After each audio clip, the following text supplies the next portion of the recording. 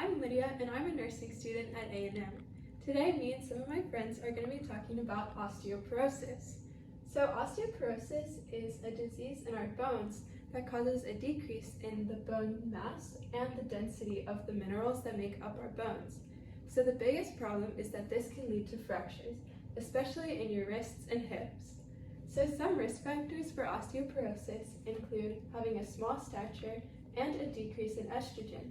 This is super crucial for women who are going through menopause because estrogen actually decreases during this time.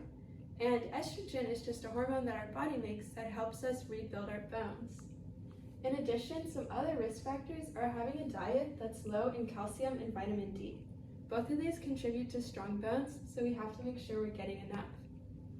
In addition, smoking is one of the biggest causes for osteoporosis, and alcohol consumption can also cause the disease.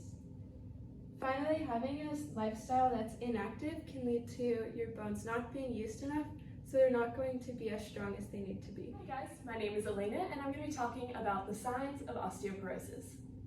So, they include lower back pain, shortness of breath, loss of height greater than 1 inch, change in posture, which is kyphosis, so that would be your neck and your upper spine is starting to curve over, fractures of vertebral bodies, which is your spine, ribs, proximal femurs, which is your legs, and then your distal radiuses, which is your wrists. All right, now we're going to be talking about the interventions for osteoporosis. The first one would be to increase the padding of high impact sites. So that would be putting gauze or a towel or pillow underneath a site that is more likely to get impacted. The second is to educate the patient on the importance of high calorie and high calcium diets. So that would be like milk, as it was mentioned earlier, fatty fish, nuts, and mashed potatoes. The third is to keep the call light within the reach of the patient to reduce their risk of getting out of bed, and this reduces the risk of them falling. Howdy, I'm Kylie, and I'm going to go over the treatment and prevention for osteoporosis. And I just want to say before that, most of these treatments can also be used as prevention. So most women that are postmenopausal should implement all of these into their life.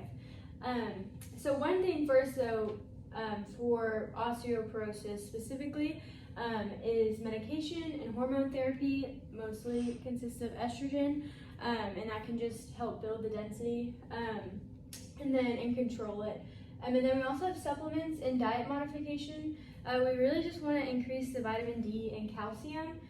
For vitamin D, you can have liver, milk, and fatty fish like salmon. And then for calcium, good sources are milk again, so get your milk, and yogurt, cheese, and leafy greens. And then we also really want to decrease fall risk. Because you have such brittle bones with osteoporosis, they can break really easily if you fall. So we want to do whatever we can to ensure that you wouldn't fall. So that can look like walking with a cane or a walker, and then not having throw rugs in your house and having bars in the bathroom or in the shower to kind of help you just so that you don't fall. And then we would want to increase the activity level gradually. Activity really helps with osteoporosis because it builds bone density. A great way to do that is weight-bearing exercise. That is probably the best way, but you want to do this gradually. You don't want to just start lifting heavy weights out of the blue because that would really hurt your bones. So go gradually. Yoga can also help, and same with Tai Chi. Walking and swimming are those are low on your bones, like they don't hurt them as much, especially swimming since you're in the water. So if you're having joint pain, go ahead and do those, and that should help too. But weight bearing is definitely the best. And lastly, we want to quit smoking because this speeds up bone loss. So now we're going to move to some examples and put them into practice for y'all. I'm doing some light walking to help my osteoporosis. I can also do some speed walking or light jogging if it doesn't hurt. I can also do yoga and Tai Chi. I can also do some weight-bearing exercise.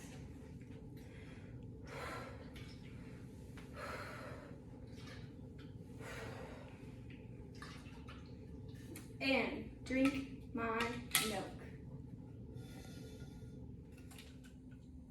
The use of ambulatory devices such as a cane or a walker are used to prevent falls that are due to osteoporosis. This is what happens when you don't have a call light.